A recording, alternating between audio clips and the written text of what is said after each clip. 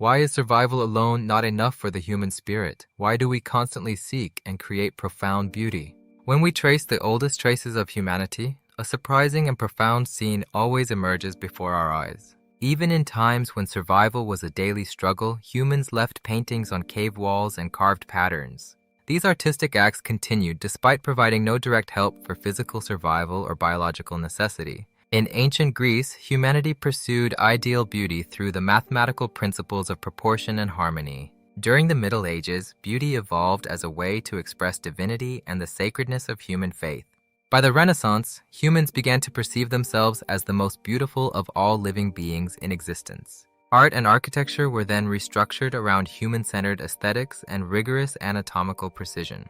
Standards of beauty changed with each era, but one fundamental truth remained entirely constant throughout. The simple fact is that humans have always, throughout all time, pursued the very essence of beauty. Even today, we constantly search for better designs, more harmonious spaces, and more attractive visual images. Even if functions are identical, we choose the more beautiful product and prefer better aesthetic expression. This is not just a simple preference. It is an innate and biological human tendency hardwired in us. Beauty is not a luxury for the few, but a core element of human existence and our collective identity. The key insight is very clear. Humans are beings who feel profound meaning and purpose through beauty. Beauty is not just external appearance, it is the experience of recognizing order, balance, and harmony. According to neuroscience, the brain's reward system is activated when we see symmetry and patterns. In other words, beauty is a signal that the human brain judges as inherently good and positive. This signal is deeply connected to survival, though it may not seem obvious at first glance to many. Healthy faces and balanced environments were advantageous for survival, so we evolved to find them beautiful. But humans did not stop there. We combined meaning and emotion to create higher-level beauty over time. Thus, we feel beauty not only in nature, but also in music, literature, and the fine arts. Beauty started with survival, but expanded into the domain of meaning created by humans through culture. The best example of this can be found in the intersection of architecture and timeless human design. The Parthenon is a structure that maximizes beauty through perfect proportions and mathematical balance. Michelangelo and Leonardo da Vinci sought the most ideal ratios from the human body itself in art. In modern corporations, design has also become a core and essential competitive advantage for success. Apple's products are chosen by people not just for their function, but for their beautiful design. This is because beauty is not a simple decoration, but determines the very quality of our experience. We find these same principles in nature, the sunset sky, ocean waves, and complex forest patterns.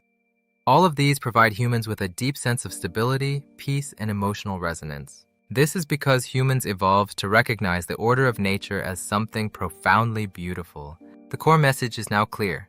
Beauty is not unnecessary, but an element that completes us. Through beauty, we understand the world more deeply and experience life more richly every single day.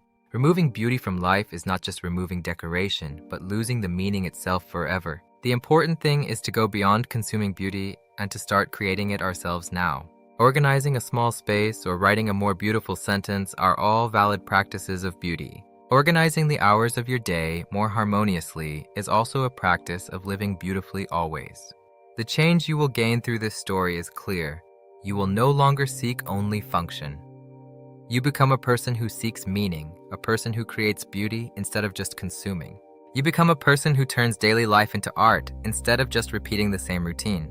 Ultimately, humans do not exist just to survive, but to live more beautifully and fully always. Beauty is not a choice, but an instinct and a power that makes humans truly human. That is why we endlessly pursue better forms, more harmonious states, and deeper emotions always. Remember, beauty is not a luxury, but the most sophisticated way for humans to understand themselves. To say it with a smile, it's not that you're just attracted to pretty things. Your brain approved. So, it is perfectly fine to proudly admit to yourself today that you truly love beautiful things. I hope you expand your senses and thoughts even deeper through Dr. Ko's Humanities lecture today.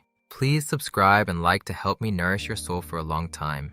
May you have good days. Here are the core themes of today's lecture. Thank you for your profound and kind attention. Exploring the essence of beauty reveals the very core of our shared human experience always. I encourage you to explore these related topics to further deepen your knowledge and understanding.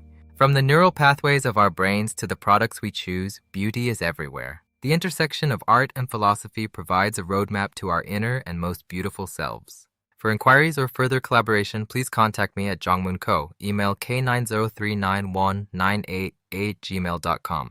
Thank you for joining me on this journey. Until next time, stay curious and stay inspired. Returning to the Greeks, we see that their pursuit of perfection was a pursuit of the divine.